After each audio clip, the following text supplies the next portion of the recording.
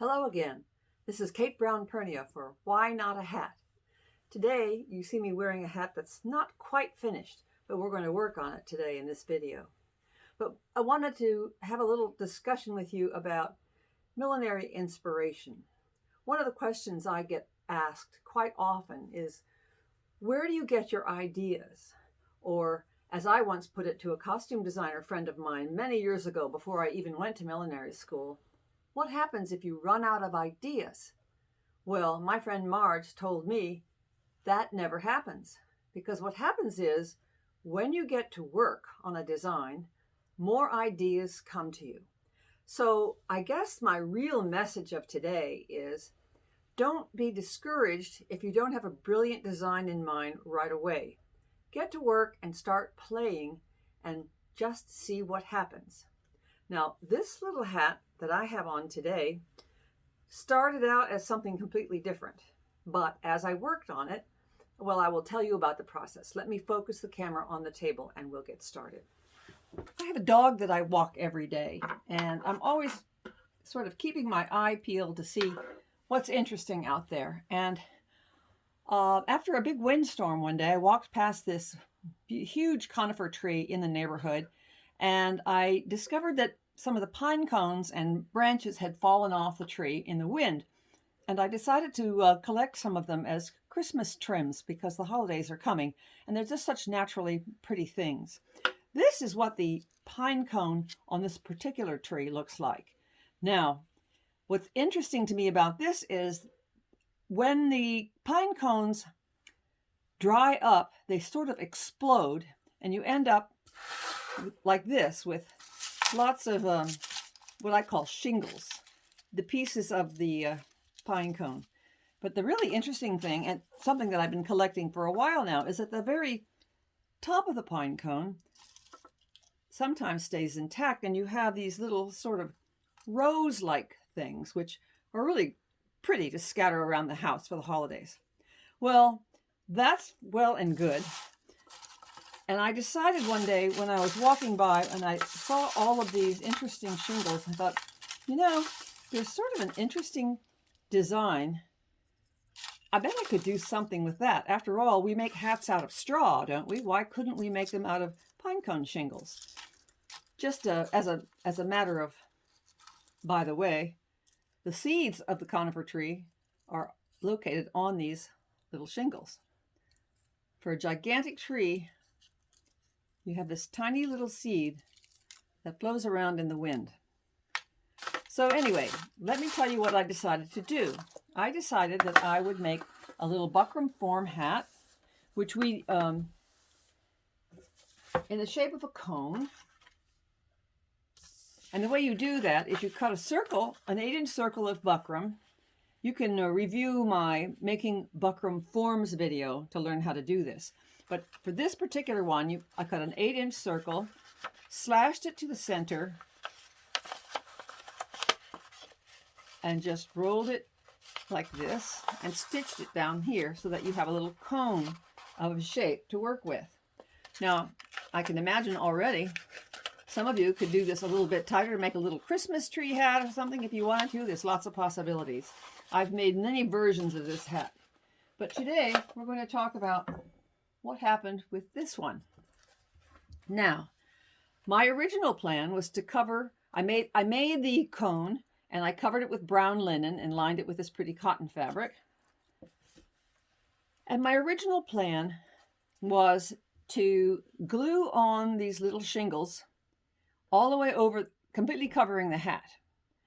But I discovered as I moved along, the little shingles don't overlap very well, at least not the way I do it. Mother Nature has much better plans, but she does it a different direction. As you see, it would be hard. I couldn't really stitch them because they're so fragile. I was afraid I would shatter the shingle with a needle and thread. So instead, I used my Fabri-Tac glue to glue the shingles on all the way around. And then when I got to the end, as you see, I kind of overlapped them. And I think it's quite interesting looking. But I didn't think I could continue to do that all the way around the hat because as you see, the shingle doesn't sit flat on the hat. So then I said, well, I have to come up with another plan. So I tried various forms of veiling and net and so forth. And what I ended up with is this pretty Swiss lace that I brought back from Switzerland with me. It comes in this sort of a form, but what's nice about it is you can cut it and form it to other shapes, and I'm going to show you how we do that. So I've already stitched on most of this just to save time, but I wanted to show you how it works. As you see, I have part of that string of motifs, and what I'm going to do is take my scissors and just cut some of the little threads that connect the motifs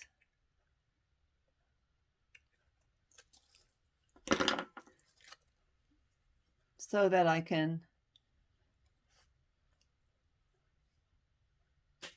shape it to the form I want. Now,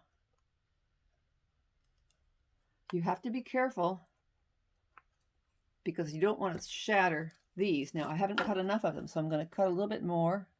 And it's perfectly fine to overlap.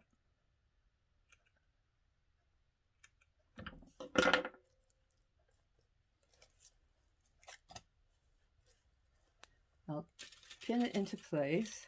Ah, here we go.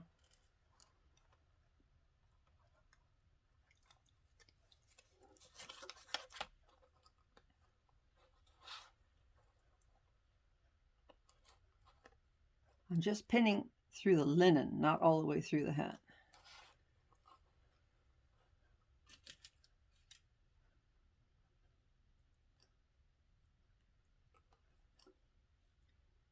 Now, somewhere I have a needle and thread. Yes.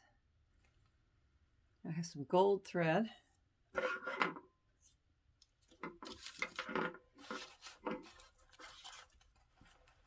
I'm just going to stitch down the lace to the linen, trying not to take my scissors with me. And you'll find it's pretty easy to do because the lace is gold, and you can just work your way around. Now, the trick is not to get caught on the pine cone shingles, because it'd be easy to break, and then you'd have to start all the way over again. As you see, it's very tricky. You don't want to shatter anything.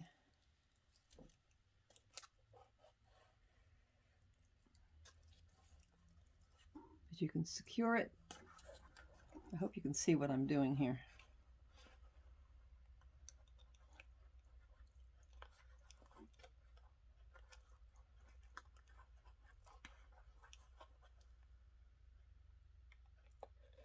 Lots of little obstacles.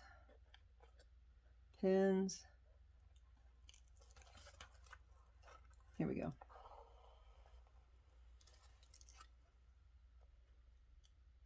Now try to take small stitches on the top and travel underneath.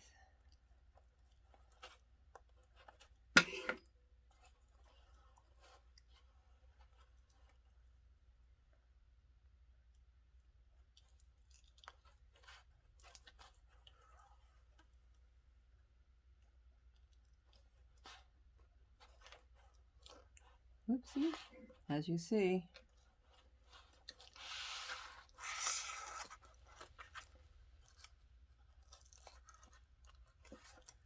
Oh dear.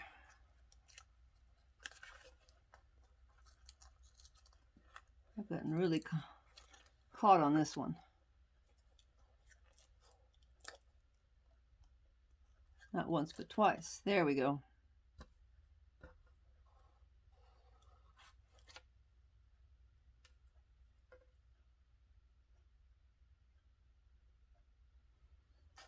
My old hands are not as reliable as they once were, so it's a little more challenging for me these days, but I'll get there. The main idea is not to get discouraged, but when you hit an obstacle, like the fact that those shingles would not stack on each other and be glued properly, to figure out what's another approach to the problem. That's one of the things I enjoy about millinery, is it's sort of creative problem solving. I often hear people say to me when they're asking me about my hats, they say they love hats, and I ask them would they like to make hats, and they say, oh, but I'm not creative. And I think that that's just not true, because all humans are creative. Sometimes we haven't nurtured our creative side. Maybe we need to practice.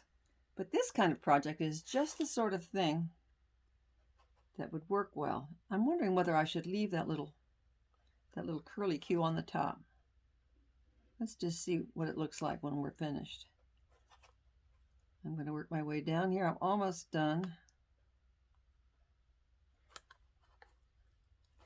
Sort of a little flag at the top of the hat.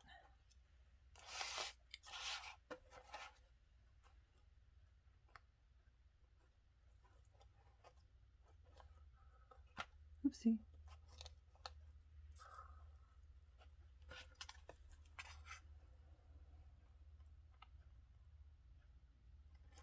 And work my way back down here.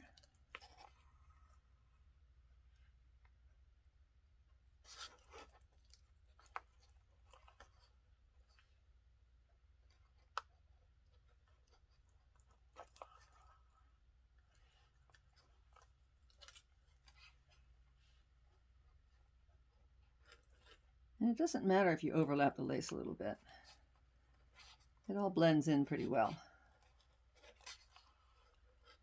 Now, if you don't have any Swiss lace, you can kind of look through your stash and see if you have an old lace handkerchief or something that has a pretty motif. The moral of the story is there are design opportunities all over the place. You just have to sort of develop an eye for picking them out. I once made a toy drum hat when I was still living in New York. Oh, let's settle this down. The inspiration for that one was I was walking along the street and some musician had dropped their drumsticks on the street. And I thought, wouldn't it be fun to make a little hat that looks like a toy drum, sort of a la Rockettes, you know? So I made a red satin drum with a white satin top, laced it with gold cording, and then I took a pair of small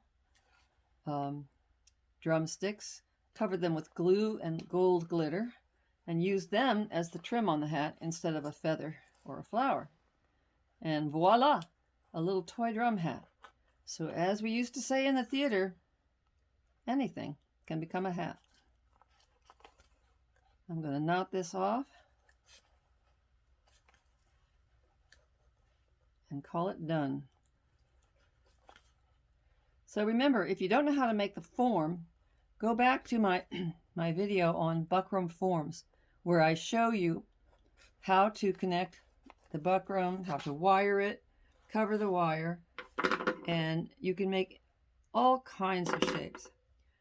What do you think? You think I should leave this little flag at the top? I think I should. So, if you like this, please click like and please subscribe. And let me know in the comments if there's something you would like to learn how to do that I haven't covered yet. I'm looking for more ideas. So enjoy the holidays, and why not a hat?